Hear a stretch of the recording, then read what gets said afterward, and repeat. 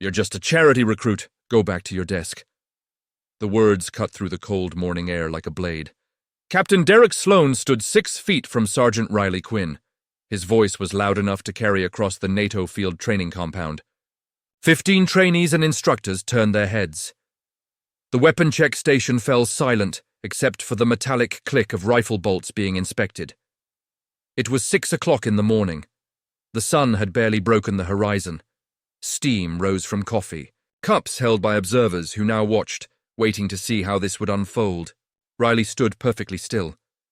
Her frame was small compared to Derek's broad shoulders, but her posture held something the others couldn't quite name. Her brown hair was pulled back in a tight regulation bun. Her grey eyes remained level, fixed on a point just past Derek's shoulder. She didn't blink. She didn't speak. Her chest rose and fell in a measured pattern. 4 counts in, 4 counts hold, 4 counts out. The breathing was so controlled it seemed almost mechanical. Derek stepped closer. His boots scraped against the gravel. Did you hear me, Quinn? Or do I need to use smaller words? A few trainees snickered. Lieutenant Mark Hayes, standing near the equipment rack, smirked and elbowed the man next to him. Derek's mouth twisted into something that resembled a smile, but carried no warmth. Maybe we should get you a nice admin job, filing paperwork, making coffee, something more suited to your skill set. Riley's right hand rested at her side. Her fingers were relaxed, but there was a subtle precision to the way her thumb aligned with the seam of her pants. Near the edge of her pocket, a dull metallic gleam caught the light for half a second. Something old, something worn, a coin perhaps.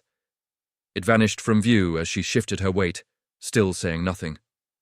30 feet away, retired Major Sam Grayson stood with his arms crossed. His weathered face was lined with decades of field experience. He watched the scene with narrowed eyes. He had been invited to observe the training rotation as a courtesy, a living relic of NATO's older guard. But something about the girl's stance made him pause.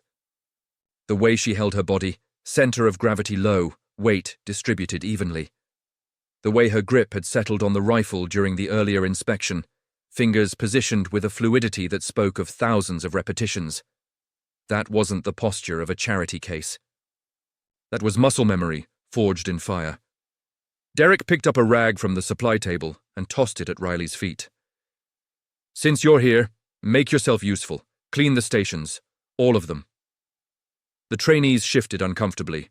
Even Hayes, who had been grinning moments before, glanced away. This was crossing a line, and everyone knew it. But no one spoke. Authority in the field was absolute, and Derek wore his rank like armor. Riley bent down, picked up the rag, and moved toward the first station without a word. Her movements were economical, no wasted motion.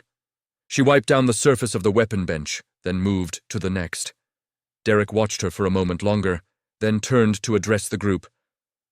Let this be a lesson. Standards exist for a reason. Not everyone belongs in the field.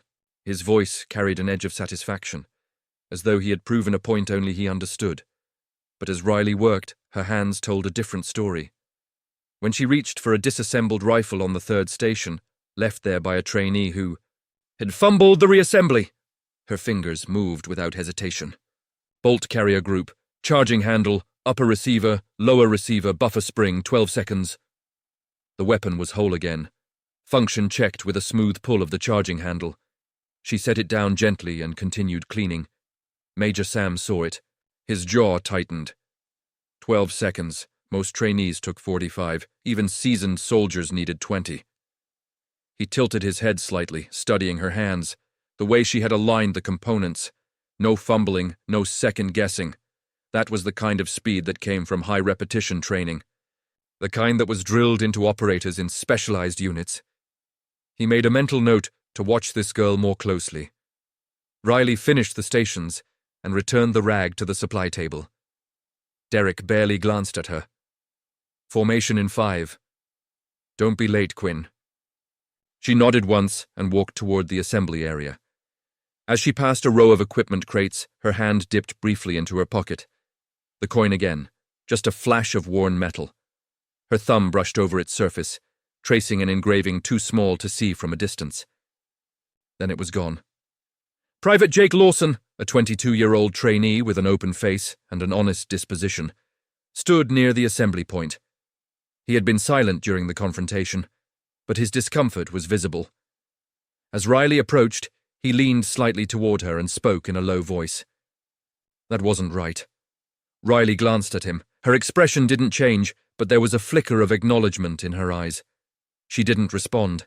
Instead, she took her place in formation and stared straight ahead. The briefing that followed was routine. In-range safety protocols, live-fire exercise schedules, emergency procedures. Commander Elias Grant, a 45-year-old SEAL officer attached to the NATO Joint Task Force, stood at the front with a tablet in hand. His presence commanded respect without effort. Broad-shouldered with close-cropped salt and pepper hair and eyes that missed nothing. Elias had spent 2 decades in special operations. He was here to observe, to assess, and, though he would never say it aloud, to identify potential talent for cross-training initiatives. When Derek spoke during the briefing, his tone was professional, but there was an undercurrent of something else. He mentioned Riley twice, both times in passing, both times with a slight emphasis that made her sound like an afterthought. Even, our newer recruits will be expected to meet minimum standards. A pause. No exceptions. Elias glanced at Riley. She stood motionless, eyes forward, hands at her sides. If she felt the weight of Derek's words, she gave no indication. The briefing ended. Trainees dispersed to their assigned tasks. Riley was assigned to the live fire range for qualification runs. As she walked toward the range, Jake caught up to her. Hey, Quinn, you need a hand with anything? She shook her head. I'm fine. Her voice was quiet, almost flat. Jake hesitated, then nodded and veered off toward his own station. Riley continued alone. The range was a long stretch of open ground, with reinforced berms at 200 meters. Target stands lined the far end, silhouettes in black and white. The air smelled of gunpowder residue from earlier sessions. Riley collected her assigned, then rifle, a standard NATO-issue carbine, and moved to Lane 7. Sergeant Tom Briggs, the range safety officer, watched her approach. He was a stocky man with a perpetual frown and a reputation for rigid adherence to rules. Derek had spoken to him earlier, out of earshot of the others. The conversation had been brief. Briggs now held a small tool in his hand, partially concealed. As Riley set up her station, Briggs moved behind her. Hold up, Quinn. Need to verify your weapon. She stepped back, allowing him access. He made a show of inspecting the rifle, running his hand along the barrel, checking the chamber, but his fingers paused at the rear sight. A subtle adjustment, a quarter turn. The kind of thing that wouldn't be noticed unless someone knew exactly what to look for. He stepped back. You're good to go. Riley picked up the weapon and settled into a prone position. Her body aligned with the rifle in a way that seemed instinctive, cheek-welled, solid, breathing controlled. She fired the first shot. The recoil was absorbed smoothly, but the round struck low and left. She fired again. Same result. A trainee in... The next lane muttered something to his partner, and they both glanced over. Riley's jaw tightened, but her expression remained neutral. She adjusted her point of aim, compensating for the misalignment. The next 3 rounds clustered near center mass. Not perfect, but passing. Briggs marked her score on his clipboard. Barely made it, Quinn. You need to work on your fundamentals. She stood, cleared the weapon, and moved off the line without comment. But as she walked past Major Sam, who had been observing from the side, he caught her eye. His face was unreadable, but he gave a single, almost imperceptible nod. He had seen the adjustment. He had seen her compensate mid-string. That wasn't luck. That was problem-solving under pressure. The day continued. Riley moved through each task with the same quiet efficiency. Obstacle course, land navigation, equipment inspection. At every turn, Derek found a reason to comment. During the obstacle course, he stood at the finish line with a stopwatch. When Riley crossed, he shook his head. Slow. Try harder next time. Her time had been in the top 15%. No one corrected him. That evening, the trainees gathered in the mess hall. The room buzzed with low conversation and the clatter of trays. Riley sat alone at a corner table, picking at a plate of food she barely touched. Lieutenant Hayes entered with two others. Their voices were loud and self-assured. As they passed Riley's table, Hayes leaned toward his companion and spoke just loud enough for her to hear. "I heard she slept her way into the program. Connections, you know," the companion laughed. "Makes sense. She sure doesn't have the skills." They moved on, leaving the words hanging in the air like smoke.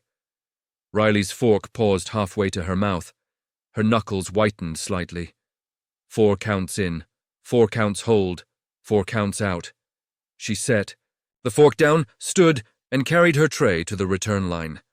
Jake, sitting 2 tables away, watched her leave.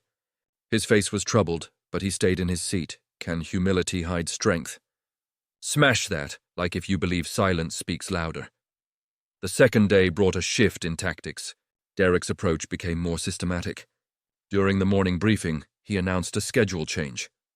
"We're implementing peer evaluations. Each trainee will be assessed by 2 others in their cohort.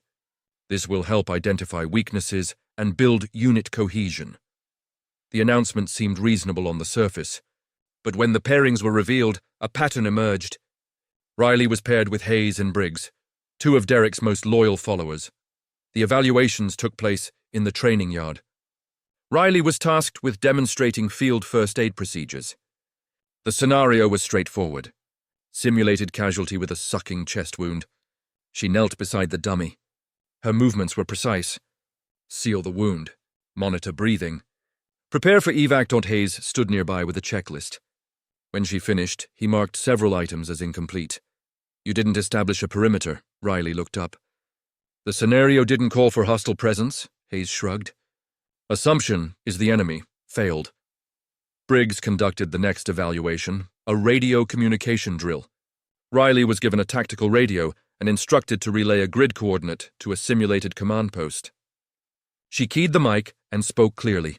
"Charlie 2, this is Bravo 6, Grid Whiskey Hotel 735928. Over." The transmission was flawless, but Briggs frowned. "You used non-standard phonetics. Disqualified." Commander Elias, who had been reviewing paperwork nearby, looked up sharply. "In non-standard phonetics?" He had heard the transmission. It was textbook NATO protocol. He set his papers aside and walked over. "Sergeant Briggs, what was the issue?" Briggs hesitated. She deviated from the expected format, sir." Elias's eyes narrowed. "Play back the recording." Briggs fumbled with the equipment. The recording played. Elias listened, then looked at Briggs. "That was standard protocol. Correct her evaluation."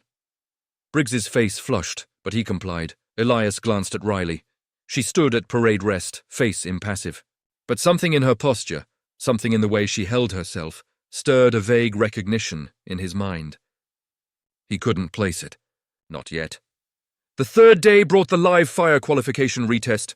Derek had insisted Riley needed remedial training after her poor performance on day 1. The range was crowded with multiple lanes in use. Riley was assigned lane 3, directly in front of the observation tower, where Derek and several other instructors stood. The setup was deliberate. Maximum visibility. Maximum pressure. Riley approached the line and took her assigned rifle. This time she inspected the sights herself before loading. The adjustment was still there, subtle but present. She made no comment. She simply corrected it, her fingers working with practiced ease. Major Sam, standing near the tower, watched her hands. The adjustment took 8 seconds. Most trainees wouldn't have noticed the problem at all. Those who did would have called a range officer. She had fixed it herself. The qualification began. Riley's first shot was center mass. The second. The third. Her grouping was tight, controlled. No wasted rounds. When the string ended, her target was nearly perfect. Derek's expression darkened, but he said nothing. Briggs marked the score and handed the clipboard to Derek. Derek stared at it for a long moment, then set it aside. Acceptable, barely, but Riley wasn't finished. As she cleared her weapon and prepared to leave the line, she paused. Her hand moved to her wrist, adjusting the cuff of her sleeve. For a fraction of a second, a mark was visible. A thin line of dark ink, partially obscured by a bandage. It could have been anything. A scar. A bruise, but Major Sam saw it. His breath caught, That line. That specific placement. He had seen it before. Decades ago, on the arm of a man he had served with. Colonel Alan Quinn, Raven Directive. The mark of a unit that officially didn't exist. Sam's mind raced. Alan had died 2 years ago. Ambush, classified circumstances. There had been whispers of betrayal, of an internal leak, and now here was this girl. This silent, impossibly skilled girl with a mark that looked exactly like Alan's. He approached her as she left the range. Quinn, a word. She stopped and turned. Yes, sir. He studied her face. There was something familiar in the shape of her jaw. The set of her eyes. Where did you serve before this? She met his gaze evenly. Admin support. Fort Hamilton. The answer was too smooth. Too rehearsed. Sam nodded slowly. Good shooting today. She nodded in return and walked away. Sam watched her go, his mind churning. Admin support. That was a lie. Everything about her said operator. But why would she hide it? That afternoon, an emergency drill was announced. Simulated communications failure. All trainees were to demonstrate their ability to function without radio support. The scenario was simple. Navigate to a rally point using only visual signals and terrain features. But when the drill began, something went wrong. The actual radio system failed. Not just the training units. The entire compound's communication network went dark. Chaos rippled through the training area. Instructors scrambled to assess the situation. Trainees stood in confused clusters, unsure of what to do. Riley stood apart from the group. Her eyes scanned the compound. Her breathing pattern shifted, still controlled, but with an edge of alertness. This wasn't part of the drill. This was real, and she recognized the pattern. Coordinated disruption. Signal jamming. She had seen this before. Derek barked orders, trying to restore order. Everyone hold position. We're working on it. But his voice carried a note of uncertainty. Major Benson, the authority skeptic, who had been growing increasingly suspicious of Riley, approached Derek. Sloan, we need to pull Quinn from the exercise. I've been reviewing her file. There are inconsistencies. I'm recommending a full background review. Derek's eyes lit up with something that looked like relief. Agreed, sir. I'll have her removed immediately. He turned and scanned the crowd for Riley. She was already moving. Not toward him, but toward the communication hub, a small building on the north side of the compound. Derek's voice boomed. Quinn, stand down! She didn't stop. She disappeared into the building. Inside, the communication hub was a mess of blinking lights and static. 2 technicians were frantically trying to diagnose the problem. Riley entered without asking permission. One technician looked up. Hey, you're not authorized! She ignored him and moved to the main console. Her hands flew over the controls, bypassing security protocols with a speed that suggested intimate familiarity. The technician stared. Within 30 seconds, she had isolated the problem. An external signal jammer operating on a frequency that shouldn't have been accessible. She rerouted the system through a backup channel and restored partial communication. The radios crackled back to life. In the tower, Commander Elias's radio came online with a burst of static, then cleared. He grabbed it. All units sound off. 1 by 1 teams reported in. Elias looked toward the communication hub and saw Riley exiting the building. Derek was waiting for her. His face was red. What the hell do you think you're doing, Quinn? She met his eyes. Restoring communication, sir. Her voice was steady, but there was a flicker of something in her gaze. A challenge, carefully restrained. Derek stepped closer. His voice dropped to a hiss. You just violated protocol. I'm writing you up. Unauthorized access to restricted equipment. That's grounds for immediate dismissal. Riley said nothing. She simply stood there, breathing in that same measured pattern. 4, 4, 4. But then the worst happened. Major Benson approached, a printed document in his hand. Sloan, I've completed my review of Quinn's file. There are gaps. Significant gaps. Her service record doesn't match her claimed experience. I'm recommending immediate suspension pending investigation. He handed the document to Derek. Derek read it, his expression shifting from anger to something closer to triumph. Quinn, you're suspended from all training activities, effective immediately. Report to the administrative building for processing. Riley's face remained neutral, but her hands, those impossibly steady hands, clenched briefly at her sides. Jake, who had been watching from a distance, took a step forward, as if to protest. But a look from Hayes silenced him. The crowd of trainees and instructors stood frozen, witnessing the fall of someone they had been taught to despise. Commander Elias, still in the tower, watched through binoculars. Something about this felt wrong. The timing. The convenience. He pulled Riley's file on his tablet and began scrolling through it. The redactions were extensive, more than he had seen in any standard trainee record. And at the bottom, a single line of text, partially visible through a corrupted data block. Father, classified. His pulse quickened. Classified, not deceased. Not unknown, classified. That designation was reserved for personnel involved in operations so sensitive that even their family connections were restricted. He looked back toward the compound. Riley was being escorted toward the administrative building by 2 MPs. Derek walked beside them, his posture radiating satisfaction. But as they passed the equipment staging area, a technician ran out, waving a tablet. "Sir, the backup logs just came through." The range camera footage from day 1. Derek stopped. "What about it?" The technician hesitated. It shows the weapon sights were tampered with before Quinn's qualification." The silence that followed was profound. Derek's face went pale. "Let me see that." He grabbed the tablet. On the screen, clear as day, was footage of Briggs adjusting Riley's rifle sights. Time-stamped.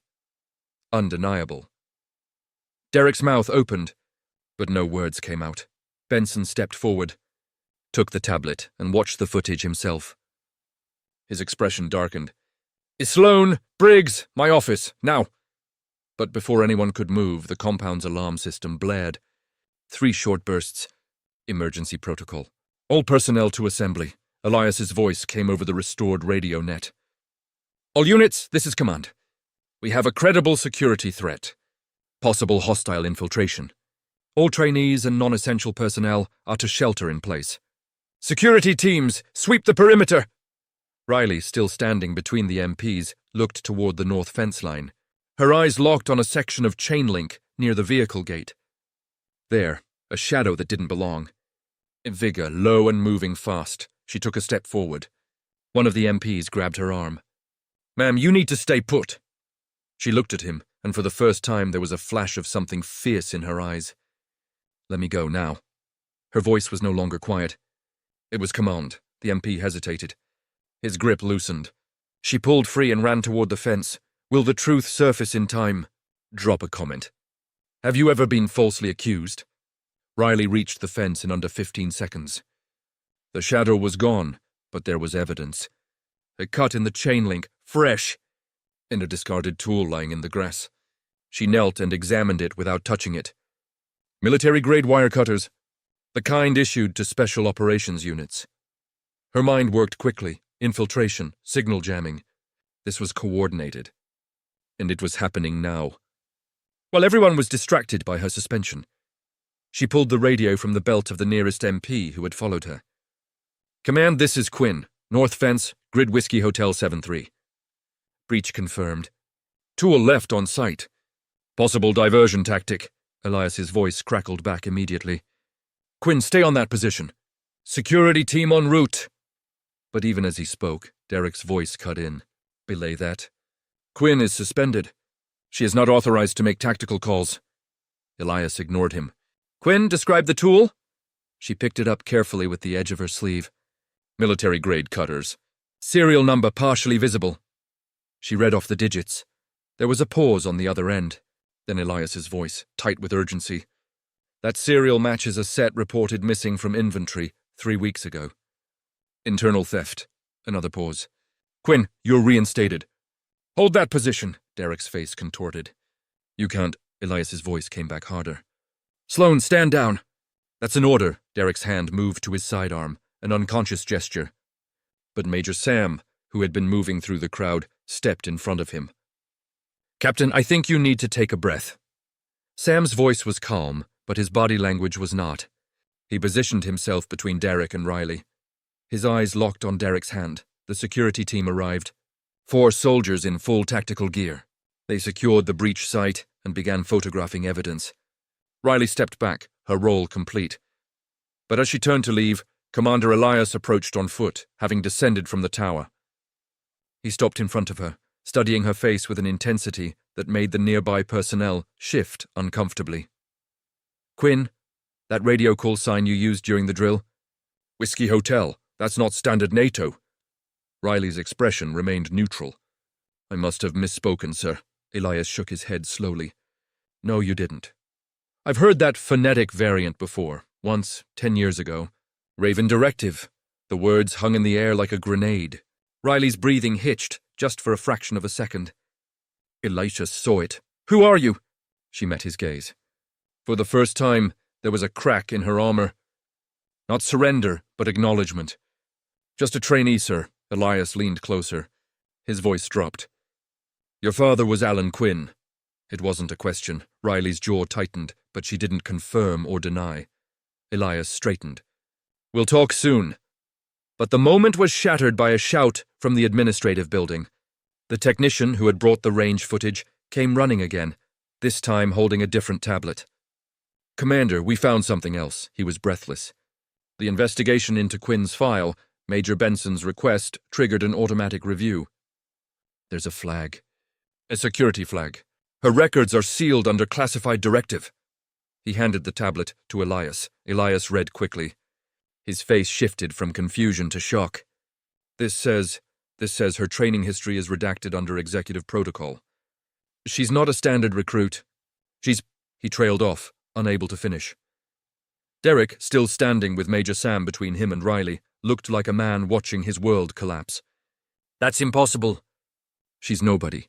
She's just—" Elias turned to face him, and the look in his eyes silenced Derek instantly.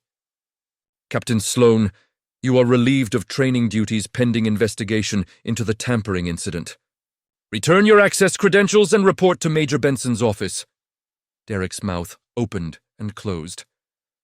"Sir, Elias's voice cut like steel. "That's an order." As Derek was escorted away, Riley stood alone near the fence line. The compound had fallen into organized chaos. Security sweeps, evidence collection, personnel being questioned. But no one approached her. She was an island in the storm, untouchable and untouched. Major Sam walked over slowly, his hands in his pockets. He stopped a few feet away and looked out at the darkening sky. "Alan Quinn was a friend of mine." Riley didn't respond. "He talked about his daughter sometimes. Said she was the strongest person he knew. Said she had his eyes and her mother's patience." Sam turned to look at her. He also said that if anything ever happened to him, she'd finish what he started. Riley's hands trembled, just slightly. "I don't know what you're talking about, sir." Sam smiled, a sad, knowing smile. "Sure you don't." He reached into his jacket and pulled out a worn challenge coin. He held it up to the fading light. The engraving was nearly smooth from years of handling, but the outline of a raven was still visible. Raven 6. That was Alan's call sign. He flipped the coin and caught it, then extended his hand toward Riley. "He gave me this 20 years ago. Said if I ever met someone who needed proof of who they were, I should show them this." Riley stared at the coin. Her breathing was no longer controlled. It was shallow, uneven. She reached out slowly and took it from Sam's hand. Her thumb traced the engraving, and her eyes filled with something that looked like grief and determination in equal measure. "He gave me one too," she whispered. "I carry it every day." She pulled her own coin from her pocket, identical but more worn. "He told me to keep it hidden, to only show it when there was no other choice." Sam nodded. "Then I guess the time is coming." He glanced toward the administrative building, where Derek was being processed. "That man is more than just a bully, isn't he?" Riley's voice hardened. "He's the reason my father is dead." The words were barely audible, but they carried the weight of years. Sam's face went still. "You sure?" She nodded. "I've been tracking him for 18 months. He's part of a network, internal. They've been selling intelligence to hostile actors. My father found out. They killed him and made it look like an ambush." Sam exhaled slowly. "And you came here to catch him?" Another nod. I needed him to feel safe, to think I was weak, to make mistakes. She looked toward the building, and he did. Sam placed a hand on her shoulder. Alan would be proud. Riley's eyes glistened, but she didn't let the tears fall. I'm not done yet. Derek is just one piece. There are others. Higher up, Sam squeezed her shoulder gently. Then you'll need allies. He stepped back. Count me in. The compound's lights flickered on as night fully descended. Somewhere in the distance, a radio crackled with updates. The investigation was expanding. The evidence was mounting. And in the center of it all, Sergeant Riley Quinn stood with a coin in her hand and a storm in her eyes, waiting for the moment when she could finally step out of the shadows and reveal who she really was. The sun rose on day 5 with a tension that seemed to thicken the air.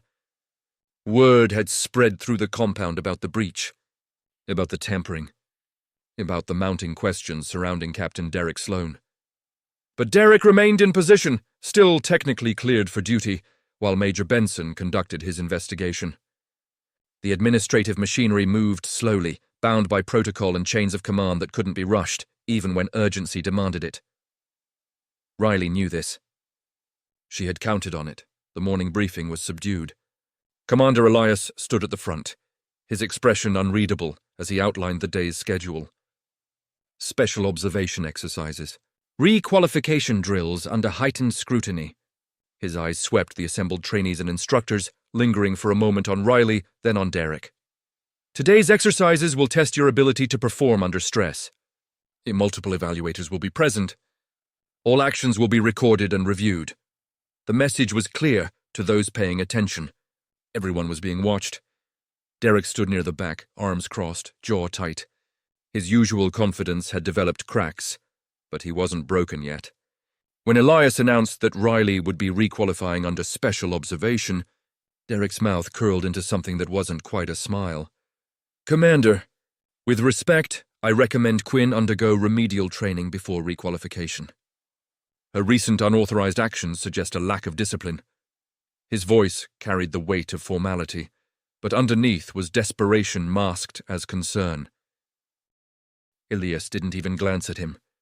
Your recommendation is noted, Captain. Quinn will requalify as scheduled. The dismissal was absolute. Derek's face flushed, but he said nothing more. Lieutenant Hayes, standing beside him, shifted uncomfortably. The tides were changing, and even the most loyal followers could sense it. The requalification took place at the obstacle course, a grueling sequence of walls, rope climbs, low crawls under barbed wire and water crossings. Riley stood at the starting line with 5 other trainees. The course was designed to break people down physically and mentally, to expose weaknesses and separate the capable from the struggling. Derek positioned himself at the halfway point, clipboard in hand, ready to document every stumble. The whistle blew. Riley moved. Her frame was smaller than the others, but her efficiency compensated. In the first wall, she used momentum rather than brute strength, catching the top edge and pulling herself over in one fluid motion. The rope climb was next, hand over hand, feet locked in a proper climb pattern. No wasted energy. At the barbed wire section, she dropped low and moved with a speed that suggested she had done this in darkness, in rain, in conditions far worse than this sunny morning. Derek watched her progress, his pen hovering over the clipboard. He was looking for mistakes, for any excuse to mark her down. But there were none. She cleared the water crossing without hesitation, emerged dripping but moving, and sprinted toward the final wall. Her time was clocked at 4 minutes and 37 seconds. Second fastest in the group, only 3 seconds behind the male trainee who had won. Sergeant Briggs, standing beside Derek, recorded the time and glanced at his superior. That's well above passing, sir. Derek stared at the clipboard. Note that her form on the rope climb was non-standard. Mark it as deficient, Briggs hesitated. Sir, her form was textbook. I can't. Derek's voice dropped to a hiss. I said mark it deficient. Briggs looked around nervously. Commander Elias was approaching, having observed the entire run from the finish line. Briggs made no mark. Elias stopped beside them and extended his hand toward the clipboard. Let me see that. Derek handed it over with visible reluctance. Elias scanned the times, then looked at Riley. who stood catching her breath at the finish line. Outstanding performance. Quinn, top tier. He handed the clipboard back to Derek without waiting for a response and walked away. Derek's grip on the clipboard tightened until his knuckles went white. But the day wasn't over. The afternoon brought the final test. A simulated combat scenario in the training village, a collection of mock buildings used for urban warfare drills. Teams of 4 would navigate the village, locate a simulated high-value target, and extract without triggering alarms or losing team members. Riley was assigned to a team with Jake Lawson and 2 other trainees she barely knew, both of whom had been part of the crowd that laughed at Derek's earlier taunts. Derek announced the rules with barely concealed satisfaction. This scenario will test leadership, communication, and tactical judgment. 1 member of each team will be designated as team leader. For Team 3, that will be... He paused, letting the silence stretch. Private Lawson. Jake's eyes widened. Riley remained expressionless, but the choice was deliberate. Assign leadership to the least experienced member, set the team up to fail, and blame Riley for not stepping up. The teams entered the village at staggered intervals. Team 3 moved cautiously through the first building, clearing rooms with paintball markers that substituted for live weapons. Jake's commands were hesitant but earnest. Riley, take left. Martinez, cover right. In Chen, rear security. The team moved as instructed. But as they approached the target building, a problem emerged. The intel packet they had been given was incomplete. No mention of electronic security on the second floor. Riley spotted it immediately. A thin wire across the doorway connected to a pressure sensor that would trigger the alarm system. She raised a fist, signaling the team to halt. Jake moved up beside her. What is it? She pointed without speaking. Jake squinted at the wire, then looked at her. Can you disable it? She nodded once and knelt beside the doorway. Her hands moved with precision, tracing the wire to its connection point, identifying the bypass. 30 seconds. The sensor was neutralized. The team continued. They located the simulated target. A mannequin, dressed in tactical gear, on the second floor. But as they prepared to extract, the building's lights cut out. Not part of the scenario. This was another failure. Another system malfunction, or was it? Riley's instincts flared. She moved to the window and scanned the compound. In the fading daylight, she saw movement near the communication hub again. A figure, low and fast, wearing a uniform that blended too well with the surroundings. She keyed her radio. Command, this is Team 3. Possible hostile movement. Grid Whiskey Hotel 7-4. Static. The radios were jammed again. Riley turned to Jake. We need to abort and report in person. Jake nodded, trusting her judgment. Team extract now. Fast and quiet. They moved quickly, carrying the mannequin between them, navigating the darkened village using hand signals and whispered coordination. As they exited the village, they found the compound in partial lockdown. Security teams were deployed. Derek stood near the command tent, arguing with Major Benson. This is unacceptable. 2 system failures in 3 days. Someone is sabotaging this training operation. Benson's face was grim. We're investigating, Captain. But right now, I need you to stand down and let security do their job. Derek's protest died as Commander Elias emerged from the tent, a tablet in his hand and an expression that could have frozen water. Elias's voice cut through the growing chaos. All personnel, listen up. We've completed a preliminary review of the security footage and system logs. There is evidence of deliberate tampering with compound systems. This is not a training exercise. This is an active security incident. He looked directly at Derek. Captain Sloan. Major Benson, my office, immediately. Derek's face went pale, but he followed. Riley stood with her team near the extraction point, still holding her marker rifle. Major Sam approached, his expression grave. Quinn, you saw something at the communication hub. It wasn't a question. She nodded. Same pattern as before. Someone with access and training. Sam glanced toward the command tent. We need to talk privately. They walked to a quiet corner of the compound, away from the security sweep. Sam's voice was low. The investigation into Derek has uncovered some things. Financial irregularities. Unauthorized access to classified files. Communication with entities outside the NATO chain of command. He paused. But there's a problem. The evidence isn't conclusive enough for immediate arrest. He's being protected by someone higher up the chain. Riley's jaw tightened. Then we force him to make a mistake. Sam studied her. You have a plan. She pulled out her phone, a personal device, not military issued, and scrolled through a folder of encrypted files. I've been documenting everything. Every insult. Every act of sabotage. But more importantly, I've been tracking his communications. He uses a burner phone. I know where he keeps it. She looked up.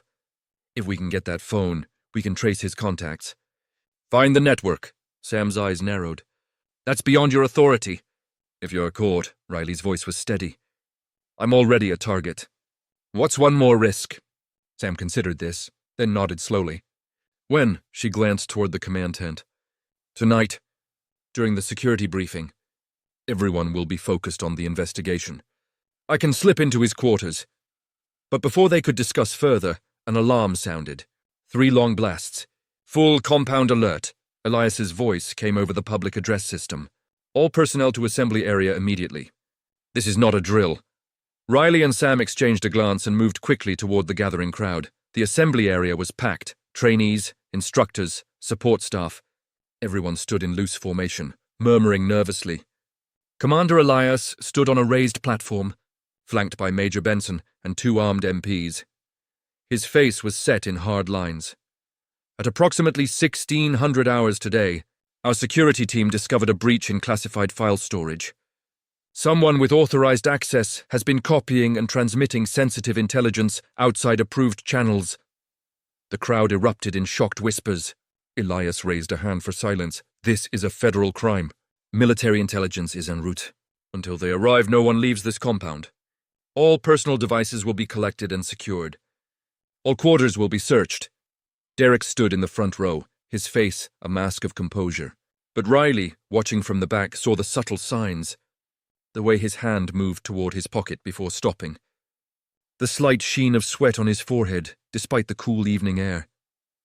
He knew they were closing in, and he was about to run. Elias continued. We believe the perpetrator is someone in a position of authority. Someone who has used that authority to deflect suspicion and target innocent personnel. His eyes swept the crowd. If anyone has information relevant to this investigation, now is the time to come forward. Silence. No one moved. Elias nodded. Very well. Dismissed to quarters. MPs will begin searches within the hour. As the crowd dispersed, Derek moved quickly toward the perimeter, away from the command tent. Riley shadowed him, staying in the edges of the light. He headed toward the vehicle depot, a collection of transport trucks and utility vehicles used for training exercises. She watched as he approached a truck near the back, glanced around and reached under the wheel well. He pulled out a small package wrapped in plastic. The burner phone. Riley's pulse quickened. This was it. The evidence. But she needed to time this perfectly. If she confronted him now, alone, he could destroy the phone or claim she planted it. She needed witnesses. She needed authority. She pulled out her radio, now unjammed since the assembly, and keyed the mic. Commander Grant, this is Quinn. I have eyes on Captain Sloan at the vehicle depot. He's in possession of an unauthorized device. Elias's response was immediate. Hold your position. Do not engage. Security en route. But Derek had heard the transmission. His head snapped up. His eyes locked on Riley standing 30 feet away in the shadows. For a moment, neither moved. Then Derek ran. He bolted toward the north fence line, the same area that had been breached before. Riley pursued without hesitation. Her legs pumped hard against the ground, closing the distance. Derek was larger, but she was faster. He reached the fence and began climbing. Riley grabbed his ankle and pulled. He kicked back, catching her shoulder, but she held on. They both tumbled to the ground. Derek scrambled to his feet and swung at her.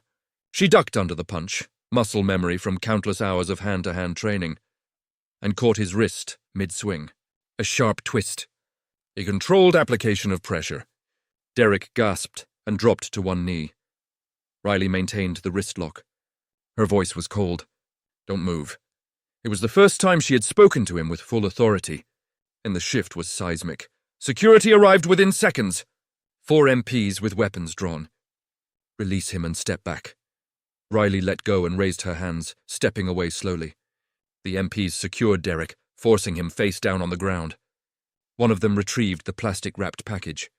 Commander Elias arrived moments later, slightly out of breath. He looked at the package, then at Derek, then at Riley. "Quinn, are you injured?" She shook her head. "No, sir." Elias turned to the MP holding the package. "Open it." The MP carefully unwrapped the plastic, revealing a burner phone. Elias powered it on. The screen lit up with a series of encrypted messages, timestamps, contact codes. His face darkened with each scroll. "Captain Derek Sloan, you are hereby detained under suspicion of espionage and treason. You will be transferred to military intelligence custody." Derek, still pinned to the ground, said nothing. His silence was more damning than any protest. But as the MPs lifted him to his feet, Derek's eyes locked on Riley with sudden, terrible recognition. You're not just some trainee. You're one of them." His voice was a mixture of rage and fear. "You're Raven." Riley met his gaze without flinching. "I don't know what you're talking about." Derek laughed bitterly. "Yes, you do. Alan Quinn's daughter. We should have killed you when we had the chance." The admission hung in the air like a confession. Elias stepped forward, his voice dangerous. "What did you just say?" Derek seemed to realize his mistake, but it was too late. The words were out, recorded by multiple body cameras, witnessed by a dozen personnel. He had just implicated himself in the murder of Colonel Alan Quinn. Riley's hands were shaking now, but her voice remained steady. "My father was Colonel Alan Quinn. He founded Raven Directive, a counterintelligence unit dedicated to rooting out internal threats. He discovered a network of traitors selling NATO intelligence to hostile actors. And you killed him for it."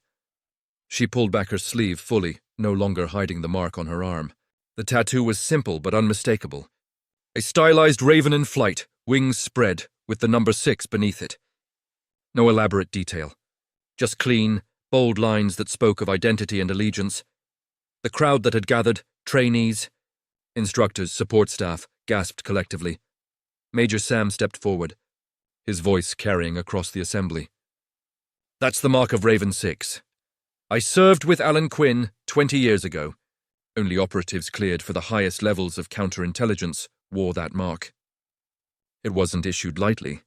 It was earned in operations that officially never happened." He looked at Riley with something close to reverence. "She's telling the truth." Commander Elias stared at the tattoo, then at Riley's face. The resemblance to Alan was suddenly obvious. The same grey eyes, the same set of the jaw, the same unshakable calm under fire. He reached for his radio.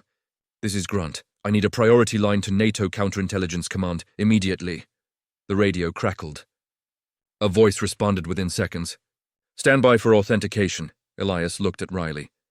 "I need you to speak a command code. If you're who you say you are, you'll know it." Riley took a breath. This was the moment. The final reveal. She stepped forward, her voice clear and unwavering. "Raven Directive."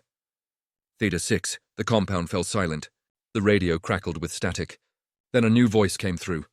"Older, authoritative, unmistakably senior command. Authentication confirmed. Theta 6 is an active directive code restricted to legacy operatives and designated successors." A pause. Who is speaking? Riley keyed the radio. "Sergeant Riley Quinn, daughter of Colonel Alan Quinn. Air protocol initiated 18 months ago upon my father's death." Another pause. Confirmed. "Sergeant Quinn, you are hereby recognized under Raven Directive Authority. All NATO personnel are directed to provide full cooperation." The voice shifted, becoming more personal. "Riley, this is General Marcus Hale. I served with your father. He briefed me on the air protocol before his death. We've been waiting for you to surface." Elias's expression shifted from shock to respect. He stood at attention. "General, Commander Elias Grant, SEAL Task Force. I have Captain Derek Sloan in custody. He has just confessed to involvement in Colonel Quinn's murder. We also have evidence of espionage." General Hale's voice was grim.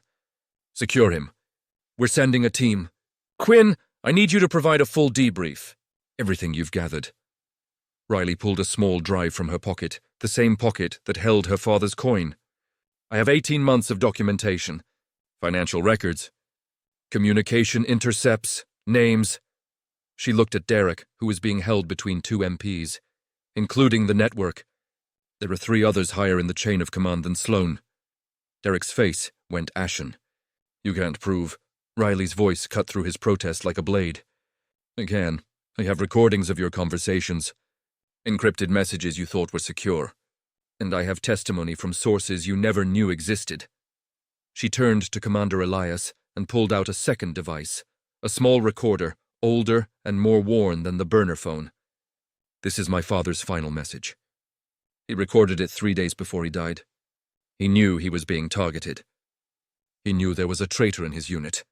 And he named names. She pressed play. The voice that emerged was weathered but strong. Colonel Alan Quinn, if you're hearing this, I'm gone.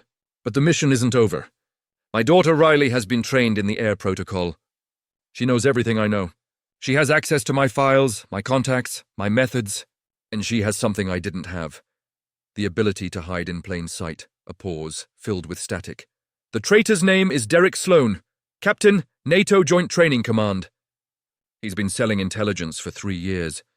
But he's not working alone. There are 3 others. Major Carl Benson, Logistics Division. Colonel Thomas Vance, Operations Command. And someone in Washington. Someone I haven't identified yet. Another pause. Riley, if you're playing this, it means you've caught him. I'm proud of you.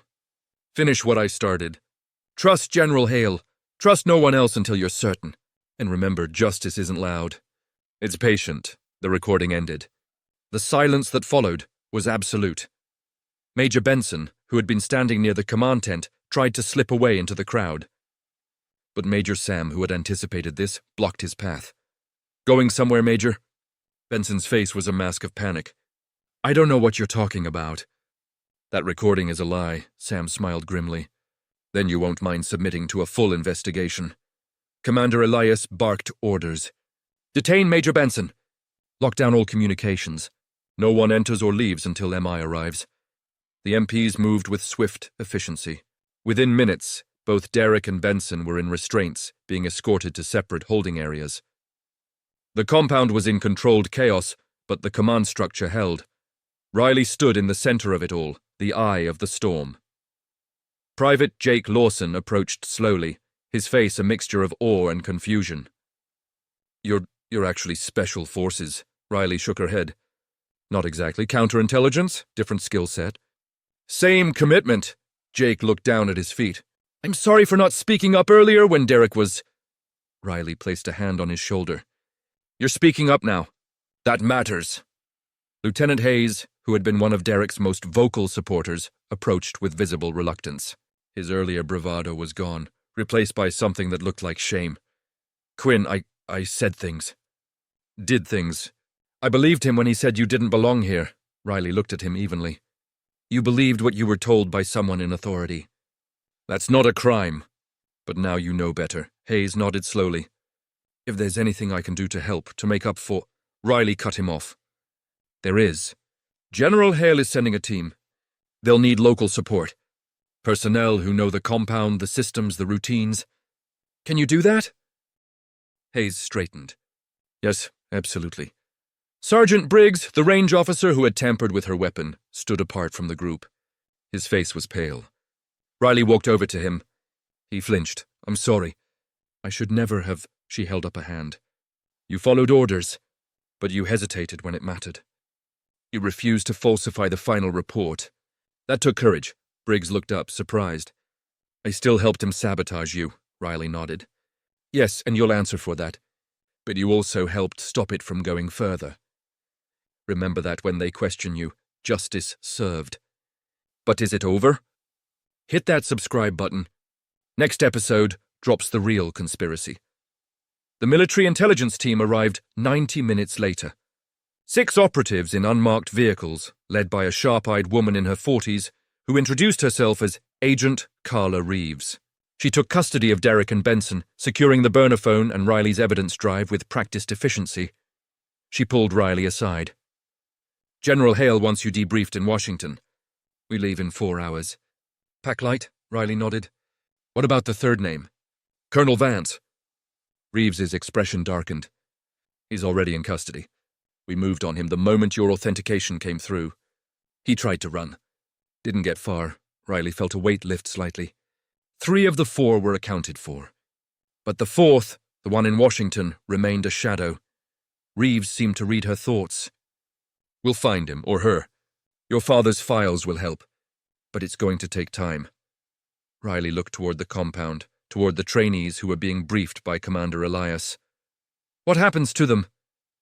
To the training program? Reeves shrugged. That's above my pay grade. But I imagine there will be changes. Better vetting, tighter security. Your father's death won't be for nothing. As the sun set fully, casting the compound in shades of orange and purple, Riley stood near the vehicle depot where this had all come to a head. Major Sam joined her, 2 cups of coffee in hand. He offered her one. She took it gratefully. Your father would be proud, Sam said quietly. Riley sipped the coffee.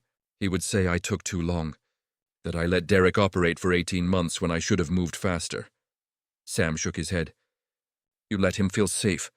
You documented everything. You built a case that can't be disputed. That's not too long. That's thorough. Riley looked down at the coin in her hand. Her father's coin, worn smooth by decades of handling. He told me once that patience is a weapon, that the loudest victory isn't always the strongest one. Sam smiled. Sounds like Alan. He paused. What happens now? Do you take his position? Officially reactivate Raven Directive? Riley turned the coin over in her fingers. I don't know yet. The General wants me in Washington. Wants me to testify. Wants me to help rebuild the counterintelligence network. She looked up. But I also know there are more people like Derek out there. More traitors hiding behind rank and authority. Sam placed a hand on her shoulder. Then you'll find them. Just like you found him. Riley nodded slowly. Just like I found him. They stood in comfortable silence, watching as the MI team finished loading evidence into their vehicles. Commander Elias approached, his expression respectful. Quinn, I owe you an apology. I should have seen what was happening. Should have questioned Derek sooner. Riley shook her head. You were doing your job. Following protocol. That's not a failure. Elias extended his hand. For what it's worth, I'd be honored to serve with you again if the opportunity arises. Riley shook his hand firmly. Same, sir. Elias smiled slightly, then stepped back and saluted.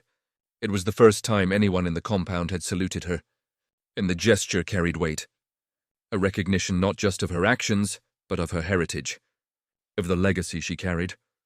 Riley returned the salute crisply. The consequences of Derek's arrest rippled outward in the following hours, like stones dropped into still water. The immediate fallout was visible. Derek and Benson were transported under armed guard to a secure facility where they would await court-martial proceedings on charges of treason, espionage, and conspiracy to commit murder.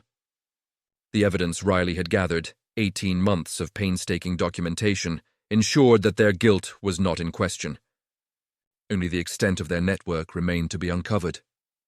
On a personal level, Derek's life was over. Stripped of rank, facing life imprisonment or worse, his name would become synonymous with betrayal within military circles. His family would bear the stain. His former subordinates would be questioned, their careers stalled by association. Benson faced similar ruin, though his role had been more logistical than operational. He had facilitated Derek's access, covered his tracks, helped silence anyone who got too close to the truth.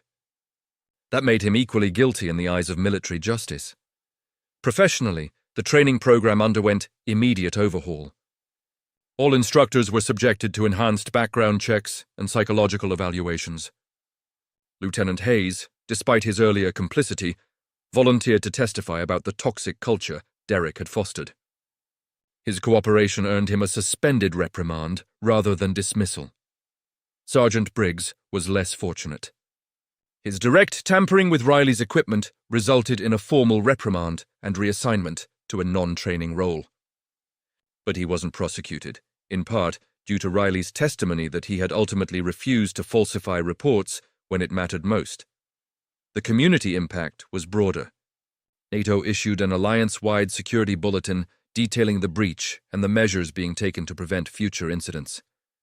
Partner nations conducted their own internal reviews, uncovering 2 additional compromised personnel in separate commands. The revelation that traitors had operated undetected for years shook confidence in existing vetting procedures and prompted calls for systemic reform. Institutionally, the changes were profound. A new protocol was established requiring quarterly security audits for all personnel with access to classified materials. Anonymous reporting channels were created, allowing service members to flag suspicious behavior without fear of retaliation. Training on recognizing insider threats became mandatory at all levels. And perhaps most significantly, Raven Directive was formally reactivated, not as a covert unit, but as an oversight body tasked with hunting traitors and protecting the integrity of Allied intelligence operations. Riley was offered the directorship. She accepted, but with conditions. She would operate with autonomy, reporting directly to General Hale and a small oversight committee. She would have authority to investigate anyone, regardless of rank, if evidence warranted. And she would honor her father's legacy by building a team that valued patience, precision, and justice over speed or spectacle. The coin her father had given her, the symbol of Raven 6, would become the unit's new insignia. A reminder that vigilance never sleeps. The legacy impact was perhaps most powerful. Within weeks, Riley's story spread through military channels. Not as gossip, but as a case study in resilience and strategic thinking. Trainees at other NATO facilities heard about the woman who endured 18 months of abuse to catch a traitor. Instructors discussed the importance of questioning authority when something felt wrong. And slowly, quietly, the culture began to shift. The idea that silence could be strength, that patience could be a weapon, took root in minds that had previously valued only loud displays of power. Riley's father's name was quietly added to a memorial wall at NATO headquarters. Not for his death, but for his contribution to Allied security. His warnings about internal threats, once dismissed as paranoia, were now recognized as prescient. And his daughter, standing in his place, became a living testament to the idea that justice, though sometimes delayed, was never truly denied. As Riley prepared to leave for Washington, she walked through the compound one last time. The trainees were at evening formation. Their voices carried through the dusk as they responded to roll call. She watched from a distance, remembering her own days standing in those lines, enduring the insults and the isolation. It had been necessary. Painful but necessary. And it had worked. Private Jake Lawson spotted her and jogged over. "Ma'am, I just wanted to say thank you for showing us that there's more than one way to be strong." Riley smiled faintly. "You already knew that, Jake. You just needed permission to believe it." He nodded, then hesitated. "Will you come back to train us?" She considered the question. "Maybe, when the immediate crisis is over, when the network is dismantled. But for now, I have other work to do." Major Sam walked with her to the waiting vehicle.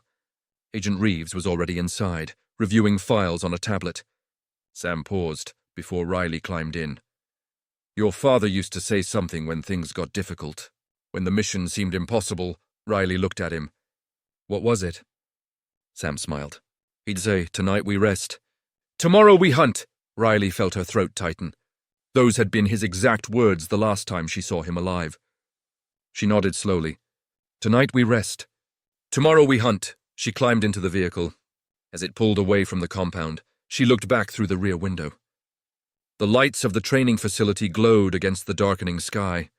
Somewhere in those buildings, new trainees were learning the basics of military life. Some would succeed, some would fail, but all of them would do so in a system that was now slightly more honest, slightly more just, because of what had happened here. Riley pulled out her phone and opened an encrypted message that had arrived an hour earlier. The sender was listed only as Tower 4. The message was brief. Package received. 3 assets neutralized. 1 remains. Designate Cardinal. Location unknown. Priority critical. Await further instructions. She stared at the screen. Cardinal, the 4th traitor. The one in Washington. The one her father hadn't identified before his death. She typed a single word in response, acknowledged. Then she deleted the message and powered down the phone. Agent Reeves glanced over. Problem? Riley shook her head. No, just tying up loose ends. Reeves studied her for a moment, then returned to her tablet. General Hale will want to debrief you on that encrypted file your father left. There are apparently references to ongoing operations that were never officially logged. Ghost missions. Black budgets. The kind of thing that makes lawyers nervous. Riley looked out the window at the passing landscape. My father believed in operating outside the system when the system was compromised. Reeves nodded. So do I, but we have to be careful. The people we're hunting have resources, connections. They won't go quietly. Riley's voice was calm, almost detached. Good. Neither will I. The vehicle merged onto the highway, heading south toward the airfield where a military transport waited. The compound disappeared behind them, swallowed by distance and darkness. But the impact of what had happened there would ripple forward, touching lives and shaping decisions for years to come. Some battles end cleanly. Others leave echoes that never quite fade. Riley closed her eyes and let herself rest for the first time in 18 months. The immediate mission was complete. Derek was in custody. The network was exposed. Her father's name was cleared, but the war wasn't over. It had simply moved to a new theater, with new players and higher stakes, and she would be ready. Because justice, as her father had taught her, wasn't loud. It was patient, and it was coming for everyone who had betrayed the oath they swore to uphold. The stars emerged overhead as night fully claimed the sky.